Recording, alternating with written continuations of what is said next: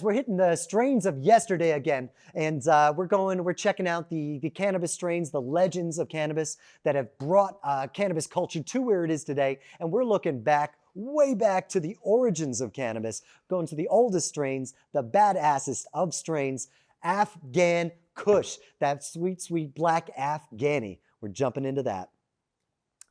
So a lot of people say that cannabis originated in the Indus Valley, right? Home to the Hindu Kush mountains that border Afghanistan and Pakistan. They separate the two.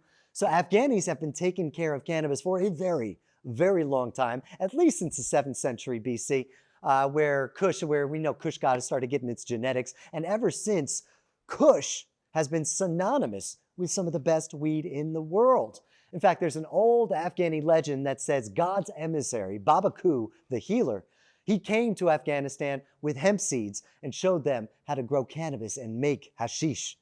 And it kind of makes sense that this all came from a healer, right?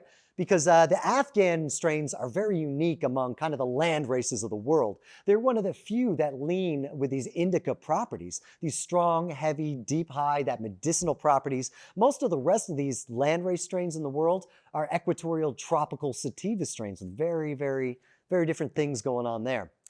So Afghanistan has been known as the producer of some of the finest hash in the world for a very long time. They've had that reputation since before Marco Polo traveled the Silk Road through the area back in his day.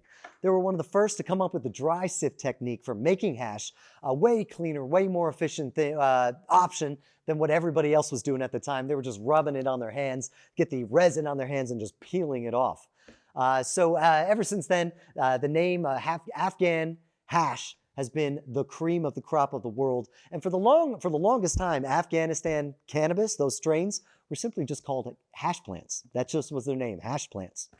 Now, cannabis was outlawed back in 1957 in Afghanistan. And by the 70s, when Nixon was launching his war on drugs, the Afghan government was also leading a crackdown on cannabis in Afghanistan. But by that time, the West had already discovered the sweet Afghan Kush from the people bringing it back from the hippie trail back in the 50s and 60s. So when all these other native phenotypes were all being discovered in the West.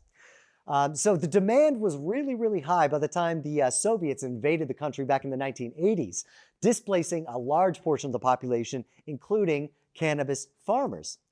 But interestingly enough, the war wound up freeing up a lot of the farmland that the government had turned away from cannabis, and kind of in the rebuilding period, in that post-invasion period, a lot of those fields returned to cannabis production and brought that black Afghan weed, that Afghan hash, all back to the Western world. Now, most native strains, we're talking land race strains, original strains that people were bringing back to the US, to Europe, they were all sativa-based strains. We call them equatorial sativas, right? Now, Afghan strains, they brought a whole new genetics to the table. So growers and breeders, they heavily valued Afghani weed because of its indica properties. It's the high THC production, heavy resin production, shorter, bushier profile. It had a shorter growing period too. So a lot of these tropical sativas, they grow for 16 weeks before they grow to maturity. They're growing to 20 feet tall. If you're growing in North America, if you're growing in Europe, that is not really conducive to its shorter growing season. And they're also growing in governments that are driving the growers, the breeders, underground and indoors. So those Afghan strains, they're only taking 6 to 8 weeks to mature, and they're only growing like 6 feet tall, something like that. So it's much more conducive to indoor and temperate climates. And those buds are absolutely packed on that plant, so you're not losing production.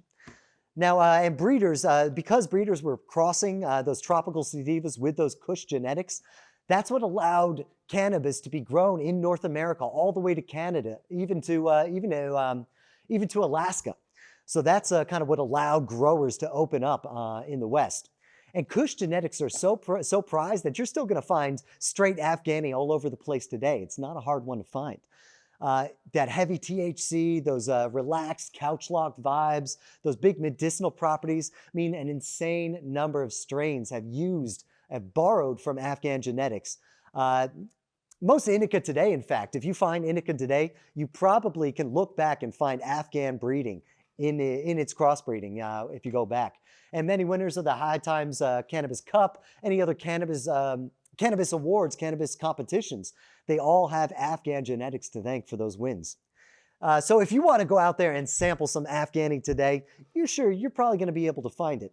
But if you want those blends, look for AK-47, Skunk Number 1. That's an OG strain right there. Cheese, Northern Lights. There's way too many other ones to name here. But if you ever tasted that Afghani back in the day when it was original, when they were bringing it back from Afghanistan, even if you tasted it today, let me know. I want to know, what you had, what you tried, what you felt about it.